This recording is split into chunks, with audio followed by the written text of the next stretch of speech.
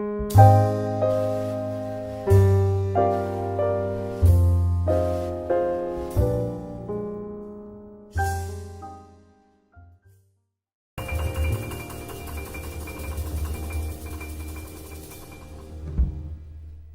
we're going to get started now. Could someone let everyone know that's having a cup of coffee or tea? Thank you. Peel an egg. Leap right into them. Like you're eating an apple. Judy, you right? Have people given you, has Martin had an amendment? Have you got Martin's amendment as well, so that we've got all the information together?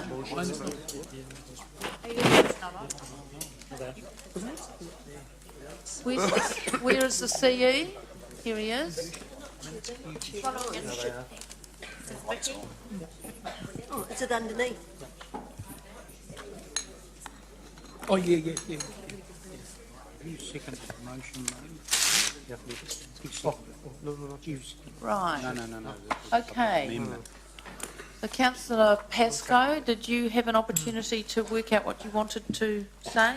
We have a motion, but I haven't had a chance to read it in its entirety, so I'll be quite keen to read it when it comes up on the board. Right, that's always helpful. I'm really looking forward to this. That's what the 10-minute break was for. Yes, So we'll I all think be it's reading it called together. Trying to read someone's handwriting, I guess. Oh, right. Okay. Right, so, Just and for I know... clarity. Excuse me. Can you take the formatting away?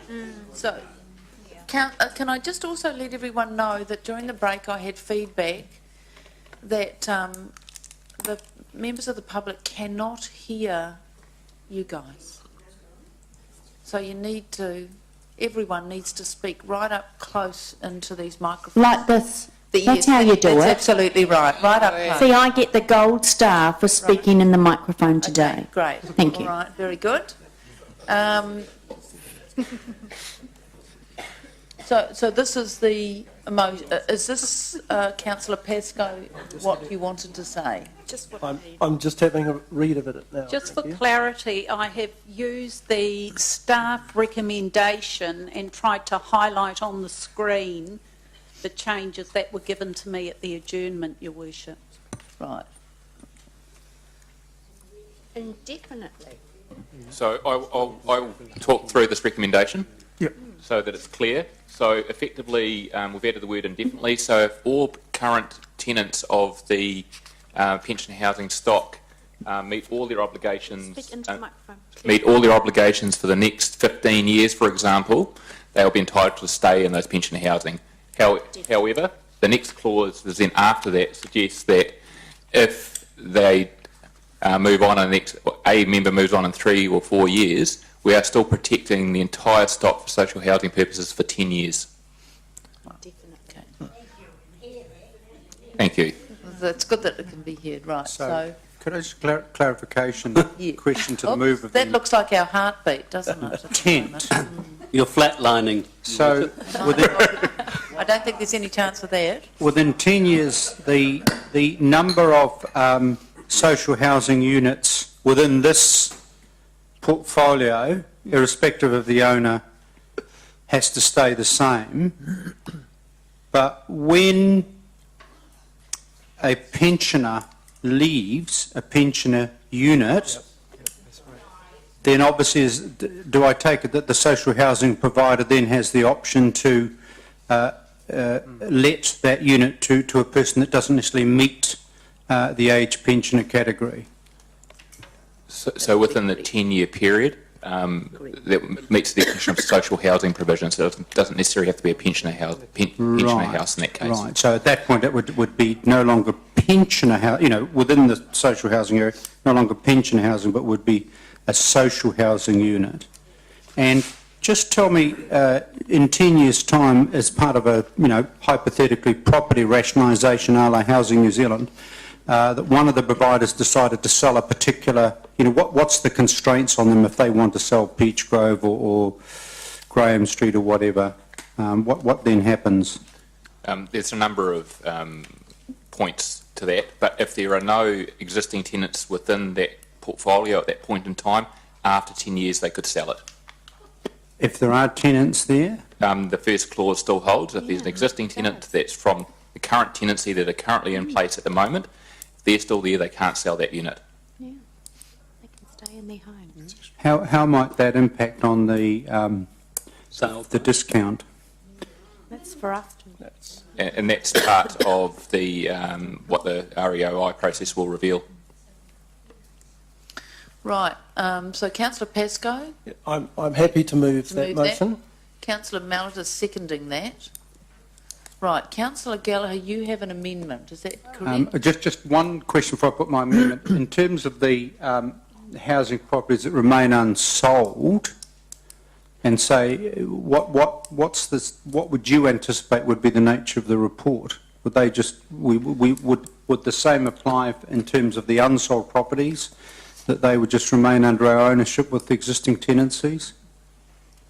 So you're talking about F, Yes. Councillor Gallagher, and so my understanding was we'd bring a report back to council of with a list of those properties that haven't sold, with the necessary information for recommendation to come to council at that point. Well, that, with respect, doesn't tell me anything, because I just... But and I realise what's your question? Well, then? my question is simply this. For example, we have a portfolio. Let's hypothetically say that the social housing providers will want to bid for the best bits of the portfolio in terms of No, the... so what's your question? Well, the question is the remainder, what exactly happens to them? Well, it says in F that the remaining unsold at the end of that process are reported back to council for further direction. I've got the reporting back to council for further The answer direction. is that will come to this committee Yeah. Wants to for a decide. democratic decision. Yeah, so exactly basically, the same. so basically those tenancies won't be guaranteed. Sorry, Well, if you are sitting sorry, councillor Gallagher, I think we're all getting confused. It's status quo, isn't it? status quo, we keep them. And then it comes back to us for Yeah. further deciding. So- So that, does that make F clearer for you? Well, so what it is, that any ones that we don't sell, we will further consider. So the future of those tenancies are at this point undecided. It's as they are today, that's right. Yes. The future of those tenancies is totally subject to the lease that the tenants have. Yes, as council, it is today. Yes, yes. So they would be no change from where they are now. All right, so can we please put the amendment up? Thank you.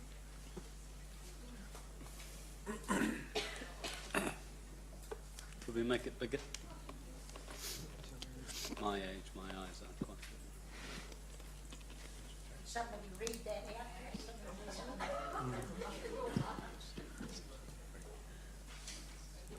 Do you want me to read it out? Okay, do you want me to read that out? I think it's very clear. So the democracy manager will read it out. Amendment moved by councillor Gallagher and seconded by councillor Ewing. That the report be received that the Social Housing Working Group work with the social housing sector, including those submitters who offered assistance and funding to complete a social housing plan for the city. That the future of the pensioner housing service be determined once the social housing plan is completed. Right, okay, so a councillor's clear what the motion and the amendment are. Yep. Are there any further questions? Yes. Yeah, just a question on the amendment. I thought we already have a resolution as part of the previous work to do a social housing plan. The existing resolution on the passed on 27th of March is that a working group will determine a process to develop a social housing plan. So I think this wording goes a step further to that wording. Also, perhaps clarity, councillor Gallagher, it's your amendment. Currently, there is a resolution of this council that the working group develop a process to develop a social housing plan. How does this amendment differ from that? It means you don't sell your pensioner housing stock to... Sorry, councillor Gallagher. What I'm asking is, how does this amendment Well, relate to the social housing plan? it reinforces what I understood to be the existing line of travel. It does, however, pick up, and often I think it was Doug Bryant of DV Bryant Trust and others mentioned some financial assistance and further assistance.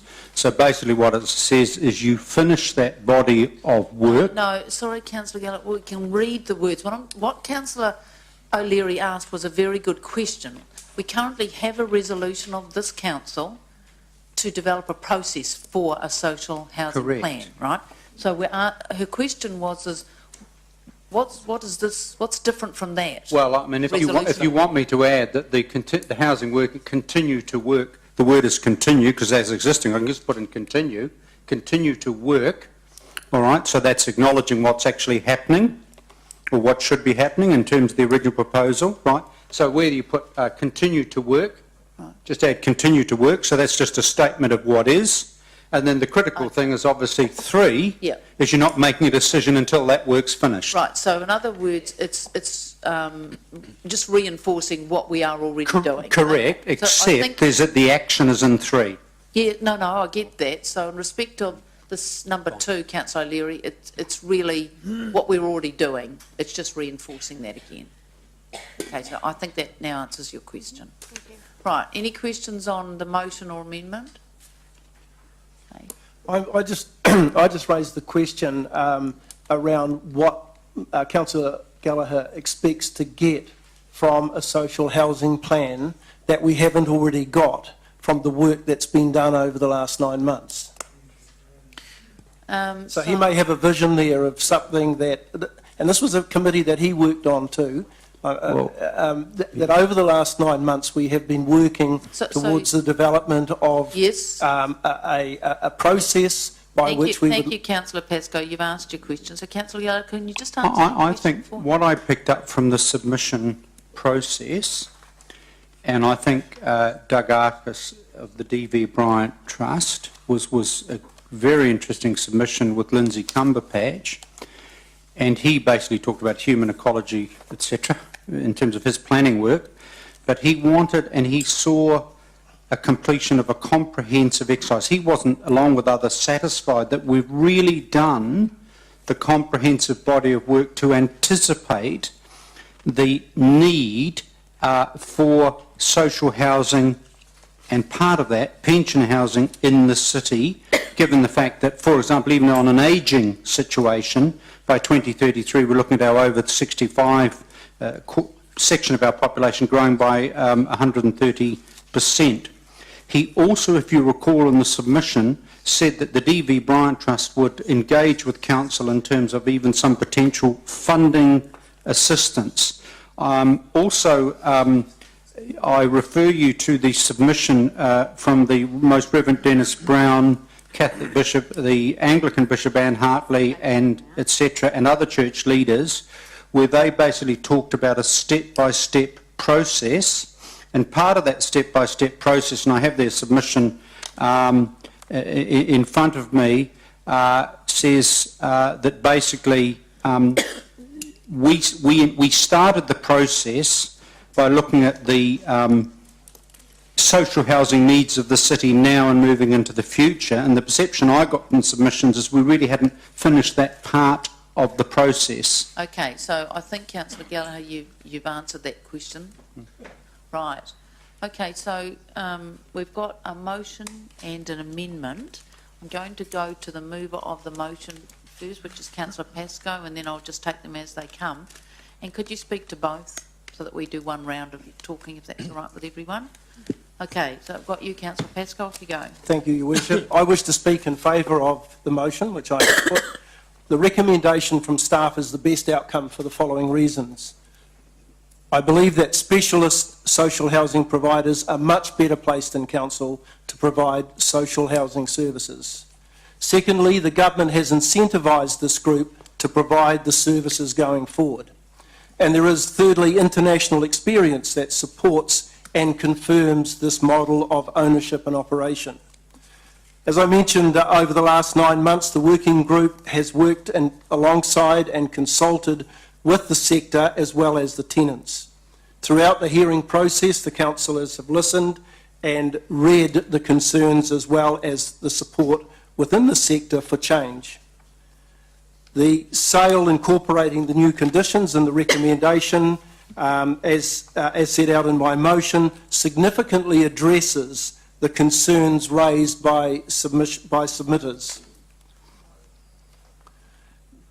These social housing providers can access government funding, council cannot, and because of that and their ability to leverage not only off their existing stock but also the additional units they purchase from council will place them in a stronger position financially to grow housing available for the city's most vulnerable people. In my view, council is simply not in a position to do this despite there being a need for it. I'd like to dispel two myths that have recently been reported in the media and associated with the financial viability of the social housing sector. Clearly, each of these social housing providers need to do their own financial analysis. But firstly, the comment that was in the Waikato Times a couple of days ago is that there is perhaps no sustainable financial model for social housing providers without government subsidies. Evidence shows that there is one group that's been operating in Hamilton with 40 plus pensioner units, and they've done this for more than 25 years with a bank mortgage and without a government subsidy. Another, Habitat for Humanity, Crosslight Trust, has done so from units purchased from council some time back, again without government subsidies, and now they appear eager to buy some more. The second myth is that the sale will not add to increasing the number of units available for vulnerable people. This is incorrect. As most property investors would know from Property Investment 101, property investors increase their stock by leveraging off their existing properties.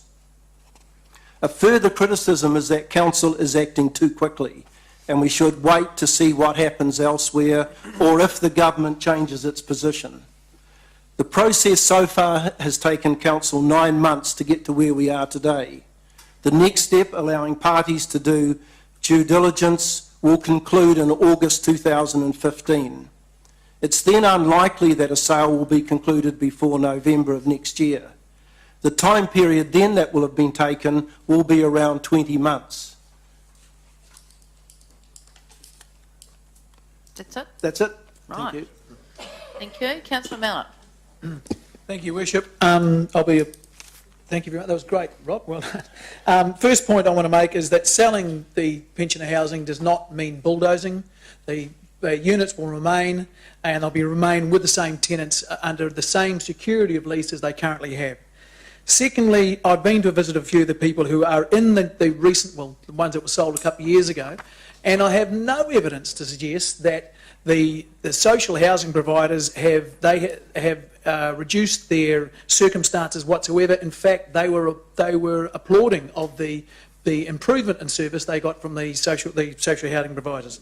Thirdly, over time, more and more of the tenants will become eligible for the subsidy, so that will happen over time. And fourthly, and this is someone who always gets forgotten in these discussions, is that the sale proceeds will be used to reduce debt, and that reduction in debt will help every citizen and ratepayer in the city. So I am against the amendment and for the motion. Thank you. Right, any other speakers? Right, Councillor Gallagher, you're going? Okay.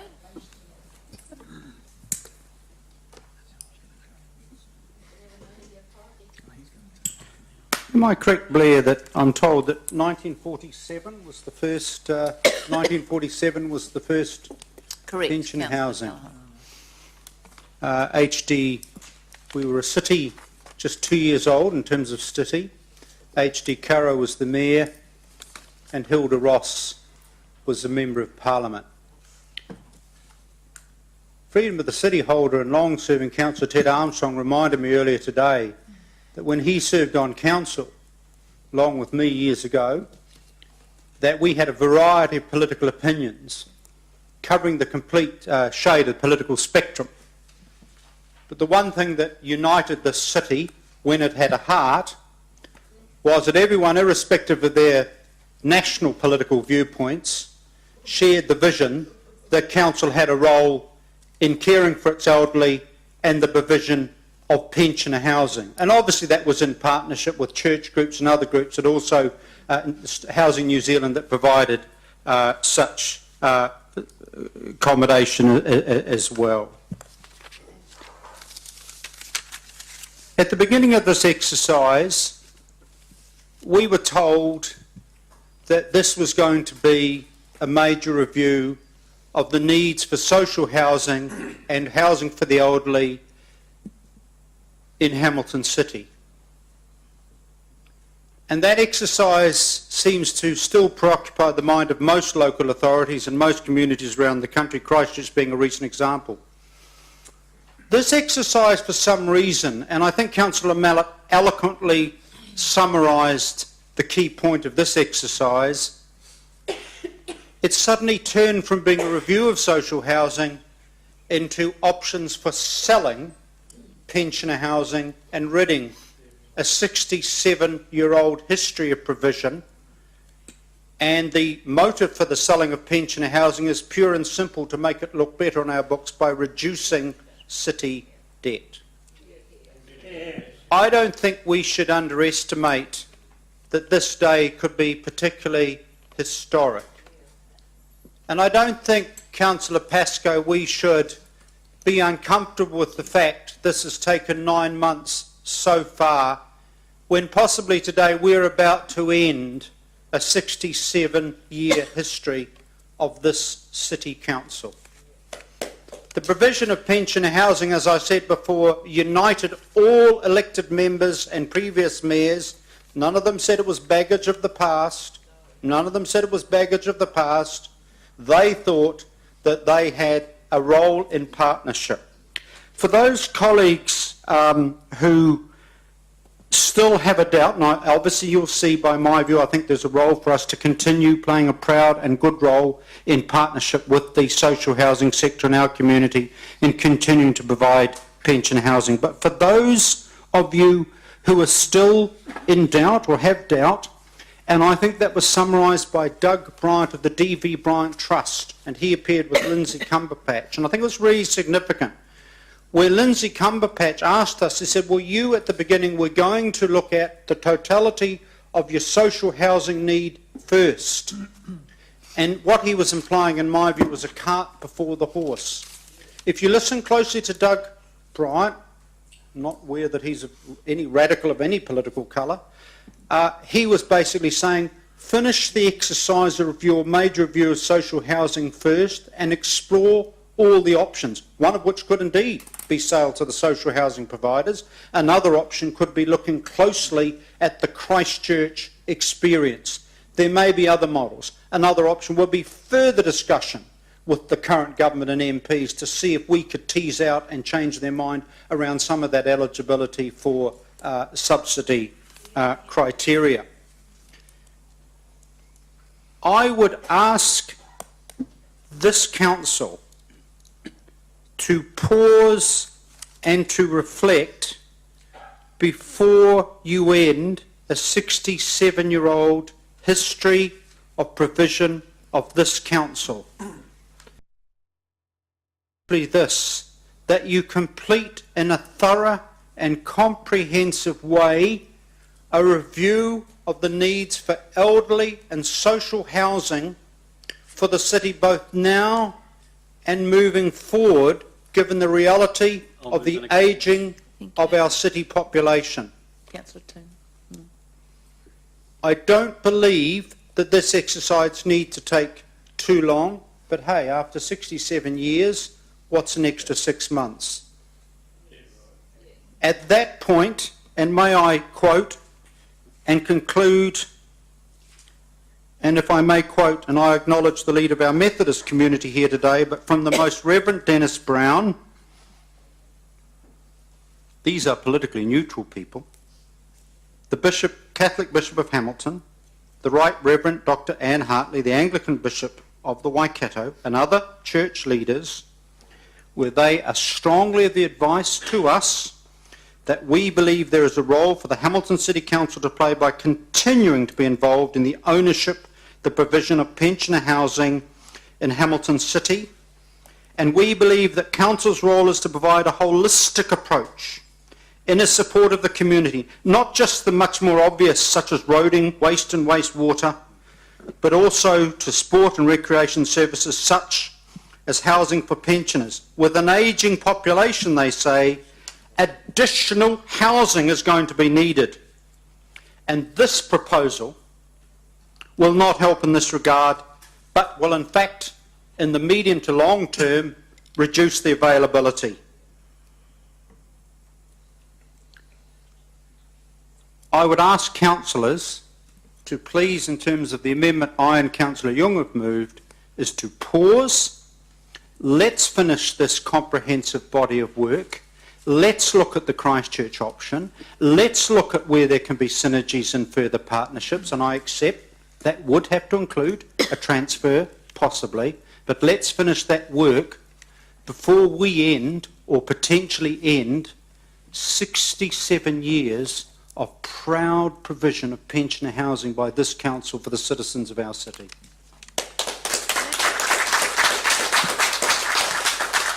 Deputy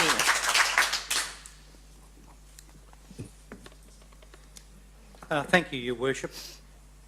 And I congratulate Councillor Gallagher on his eloquence. I was absent when the proposal was approved, and I have to say that I was appalled that the proposal included an option B, which was based on the possibility of unsold units and that they would be sold on the open market with vacant possession. Now that has contributed to a terrible debate in the community and provided huge uncertainty to our pensioner tenants.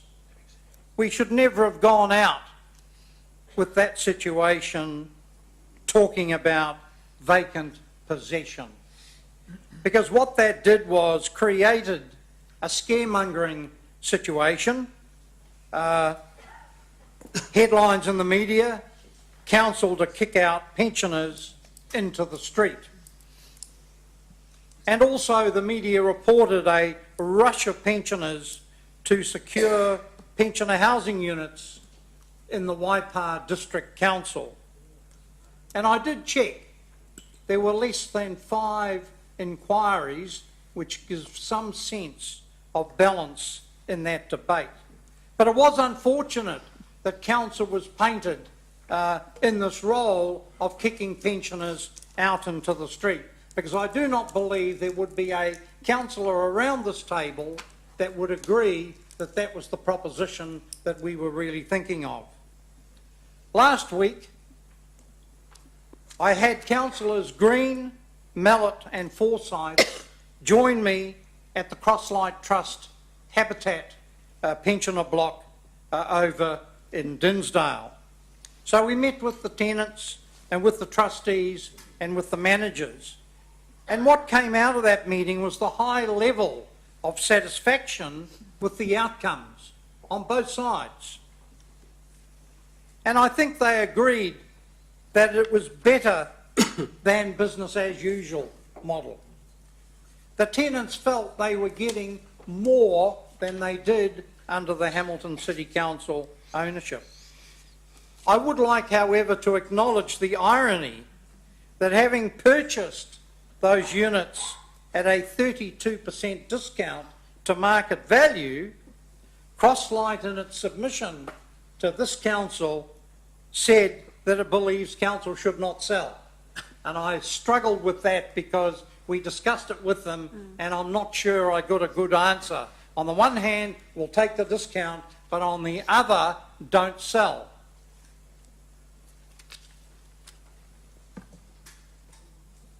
I think that I would like to comment that I am satisfied that the current sale resolution provides protections for existing tenants.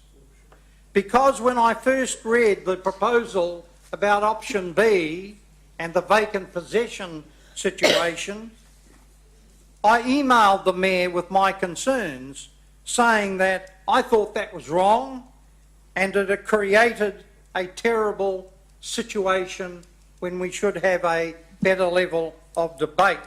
And my concern was protections for the tenants, the guaranteed occupancy, and also the rentals, which we know reflect 62% of the market rate, a 38 discount, which is one of the best in the country.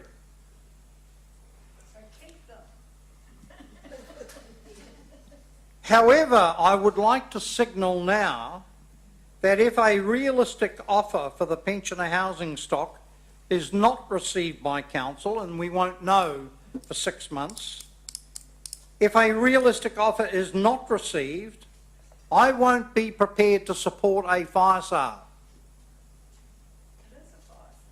And I would vote against the sale at the time. That's 6 months down the track. There may be no offers to buy. We don't know that.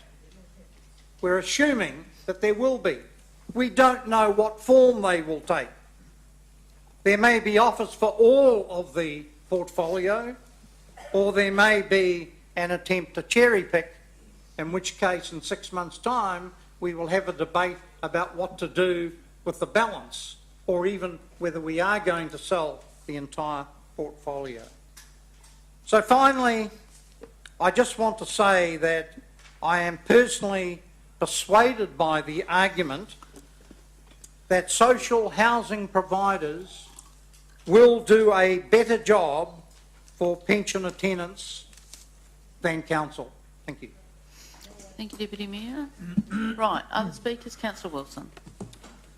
Thank you, Your Worship. I will not be supporting the motion by Pascoe and Mallet to sell the pensioner housing. The long and short of this is we're beginning to sell the council silver. The worrying trend is there's not much left, and the dark clouds are beginning to descend on Hamilton if we're getting to the stage where we turn our back on 67 years of service provision. And let's be honest, we talk a little bit about our motivation. We talk about the desire to pay off debt. Actually, if we're being really truthful, we've capped our debt at 440 million. What this will enable us to do is play. This will give us headroom. This will enable us to do fun projects. And you, the pensioner housing, or pensioners in the city who rely on the facility, are no longer a priority. You have been surpassed. We are more interested in cycle plans. We're more interested in dog exercise parks. We're particularly enthusiastic about the river plan, and I have to acknowledge I'm excited by that. And potentially we may even want to fund things like water meters. So we need to make some headroom, and that means we're selling some of our silver, and that unfortunately happens to be pensioner housing. And the tragedy here is we've actually prolonged the torture. We've played with you a little bit. In the last term, we went through a process and said that would be it. And we sold the not fit for purpose. And then we've orchestrated this new strategy and created a new exit. And this means you miss out. And we've come up with some really good excuses. The government says that we shouldn't be in this business. Actually, they don't say that at all. The government has set about putting a mechanism in place to enable other parties to add capacity, not take over existing capacity. So when Councillor Pascoe says that there is no incentive, that there are incentives for the social property developments in regards to the IRR, that's not true in this case. It's not true in this case.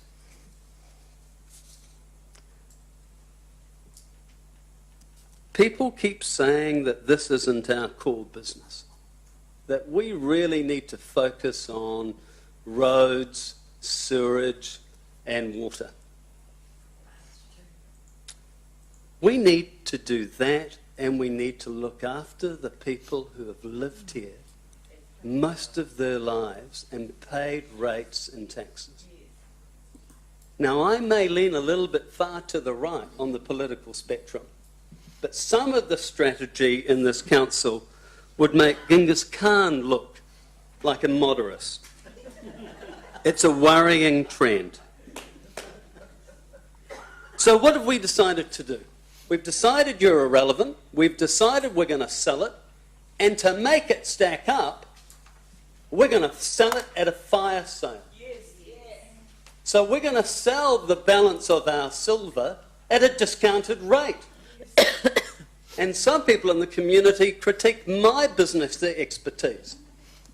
I think selling property at 30% less of the market value is not a particularly good exit strategy on behalf of the ratepayer.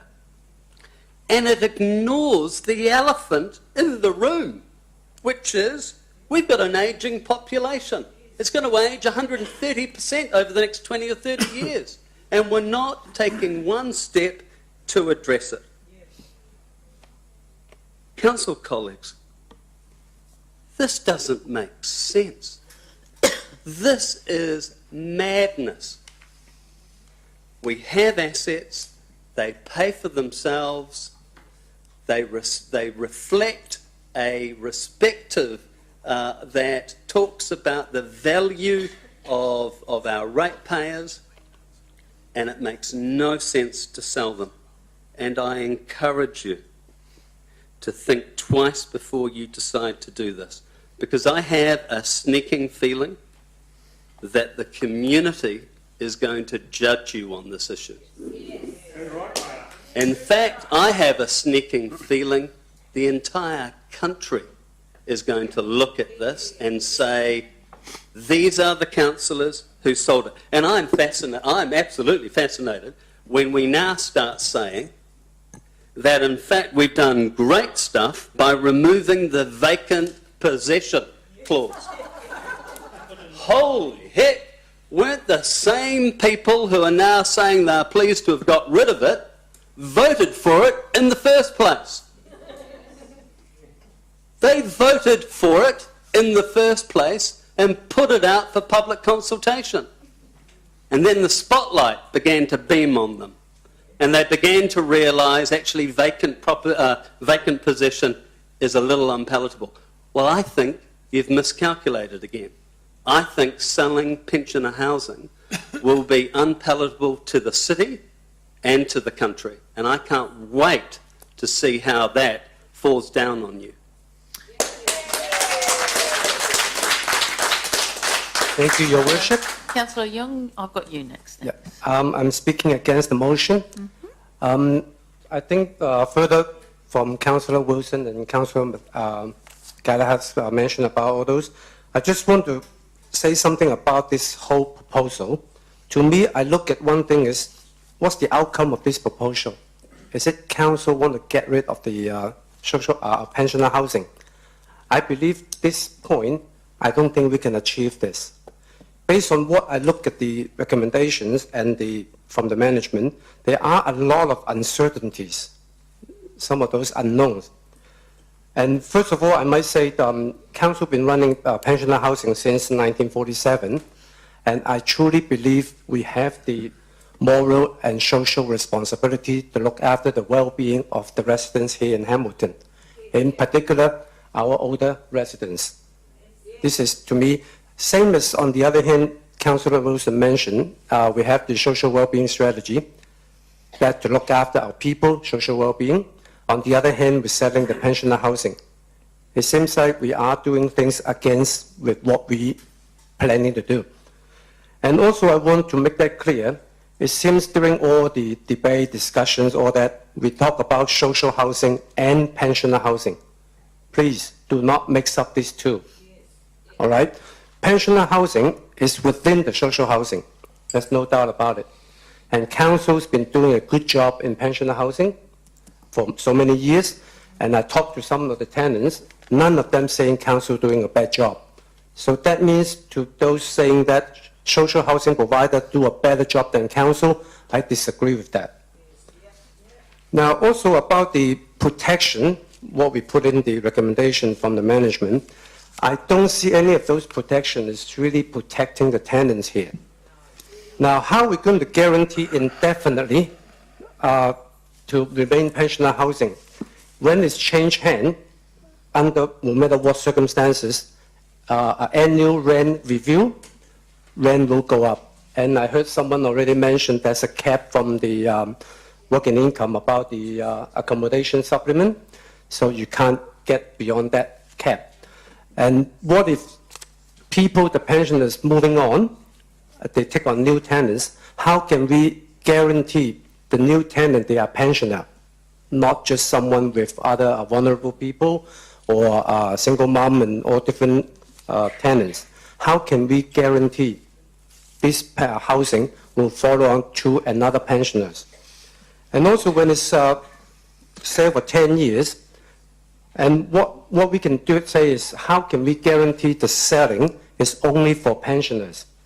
So I really strongly disagree with the overall number of social housing units is maintained. That's correct. But I truly believe the total number of pensioner housing in Hamilton will decrease because the social housing providers, they not only look after pensioners, not only that, there are other people who need the social housing. So the total number of pensioner housing will decrease. That will be, yeah. And also with the discount, now if we want to achieve, of course we don't be selling for 26 million, also on the report it say maybe down to 16.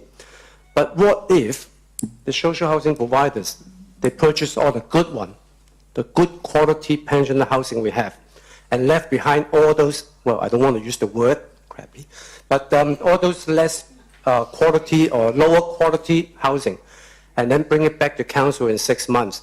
What are we going to do? We take it back. Okay, we start running those crappy ones. And then we spend money, upgrade.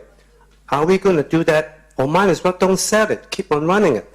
Because we won't get 16 million after all. Because they are not able, because of the IRRS, they can't get IRRS from government for the existing tenant.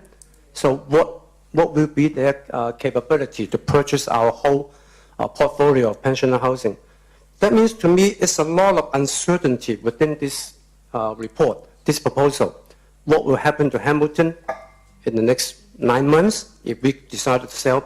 I really can't tell what exactly the outcome we're going to achieve because I just don't know.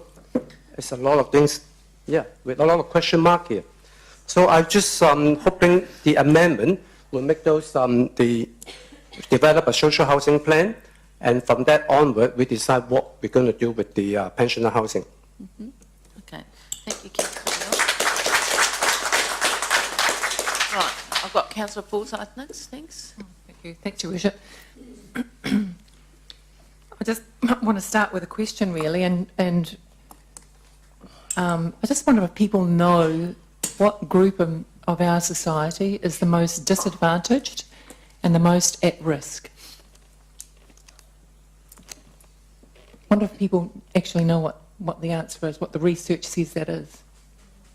It's our young people, our youth. I'm looking at this from a whole of city kind of view, that certainly our pensioners and our aged people have needs, but certainly there are other sectors of our community that perhaps have greater need and have just as much right, I suppose, or opportunity to be afforded the same sorts of privileges as the aged. There is no doubt that there is a social housing opportunity for council along with other stakeholders to move forward, and I'm reassured and comforted by a previous council resolution that is going to take place. My motivation for supporting the motion is not through debt.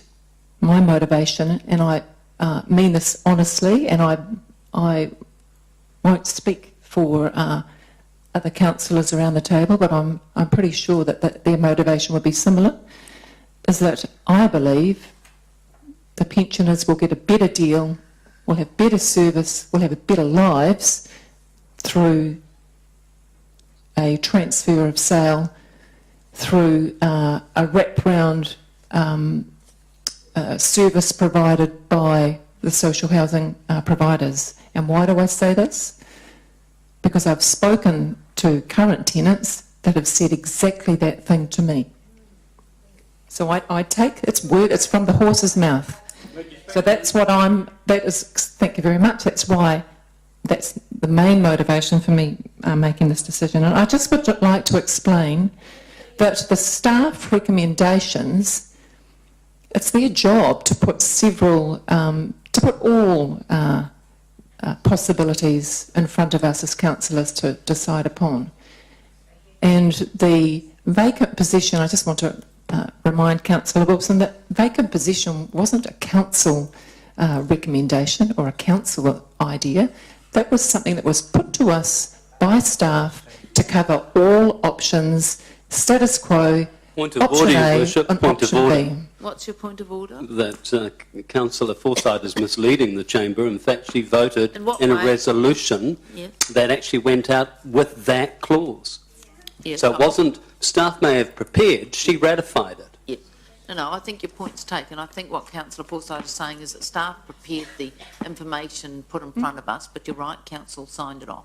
I certainly did. My point is that it's staff's job to present a range of options to councillors, and then we make the decisions, obviously, on what we think is the best thing.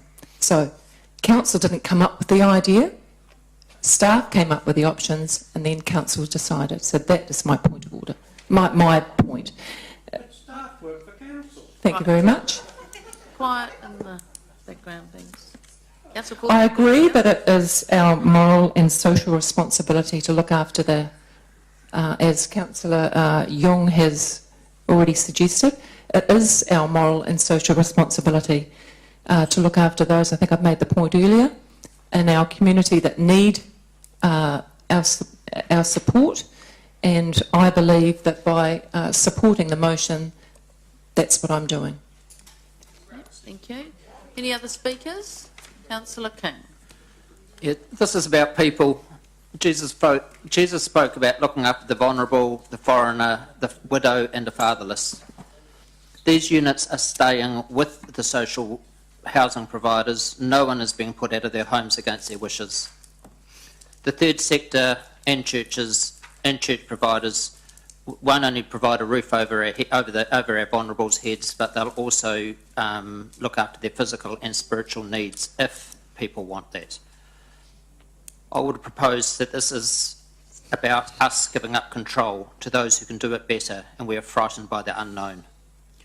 From a political level, we are frightened that we will have less to do and will be less important, and imagine that the ratepayer and the people of our city are going to be better off because the costs are going to be lower. I urge you to vote against the motion and for the amendment, against the amendment and for the motion. Thank you. Any other speakers? I'll make some comments, councillors. You know, sometimes these are emotional sort of debates, people get off track, and I think we've got to get back to some realism here. I do want to make a couple of comments about the process. We have been undertaking this process really all year, and I think from a process point of view, we put out a discussion paper and an options paper, which is the first time that the council has actually done that kind of process. And what that did was generate a lot of debate about council's role in a service that, as we've heard today, it has done since 1947. That is absolutely appropriate that councils do that. Our job is to look at what we do and decide whether we should still continue to do it. Can someone else do it better? So I think that's the first point. The second thing I'd like to say is that you do need to look very carefully at this council's role since 1947, because I can assure you that it has not been a boots and all in it role, actually. It's been a little bit of a put a toe in the water. This council has never owned a large portion of pensioner housing compared to other councils. We have never availed ourselves as a council of the funding that the government has made available. And to give you just a little example, I think it's worth making. This council obtained a loan from the government when the government provided these loans, because it doesn't now, $480,000. At the same time, the Wellington City Council, who does invest quite extensively in pensioner housing and other housing, $137 million. So I guess my point is that the council has only really put its toe in this service. Over the last decade, this council has also sold a number of complexes. One of those was to a social housing joint venture. And there are members of this council that voted to sell 2 complexes to the open market just a couple of years ago. So I guess my point there is that over the last decade there have been changes in the way the council has approached this service. Look, at the end of the day, I think there are a couple of things that are really important in this debate for me, and that is primarily who can deliver this service better and who can grow the amount of housing in this city. The council cannot do that, and we need to be real and honest about that. We can't do that, but we would very much like others to do that. The government has made changes recently that has enabled others in this space to be able to do that. I would like that to happen, because we certainly cannot do that. There is a high need for more social housing in this city. We know that.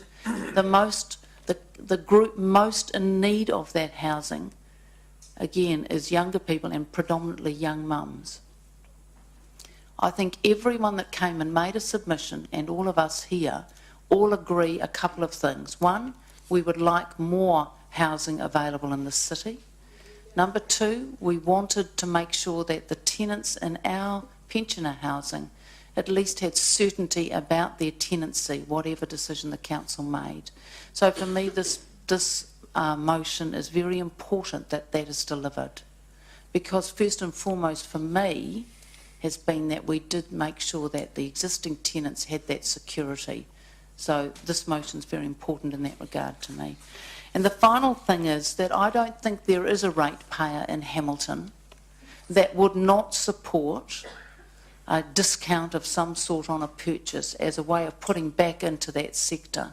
And the reason I say that is because I have spoken to many people across the city from all walks of life on this issue. And it's true, a lot of people have different views on it. But one of the enduring comments back is, most that ratepayers have said to me is that they would not have any concerns if there was a discount on the sale, because they saw that as a community putback. So I have confidence about that as well. So I'm very happy with the motion. I think that sometimes things stay the same, but sometimes things change. And change is not always a bad thing. I think in this case it's a very, very good thing. And I'm hoping that the process will deliver that for our community. So, Councillor Pascoe, you raised the motion, so do you want to write a reply? Nothing further to add, perhaps, Right. following on from your comments, except just with Councillor Wilson's comments about the financial sustainability model. And my comment was really to answer the comments that were reported alongside his name in the Waikato Times. The point I made in my part of the debate was that the existing, or the evidence of the examples of the sustainable housing groups already operating in the sector are able to operate satisfactorily without the government subsidies. True. And that was the point that I was endeavouring to make. Right, thank you. All right, Councillor, so we're going to go to the board and vote, and we are voting first on the amendment. Can you put the amendment up, please? So this is the amendment, and we are voting on the amendment. Everyone clear? And we're doing it on the board. I know. It's just remember you've got to grab it and wait when you speak. Just press green, Andrew. The amendment has lost 9 votes against, 3 for. Right, thank you. Can you put the motion on the board, please? Councillors, we're now voting on the motion, which is this.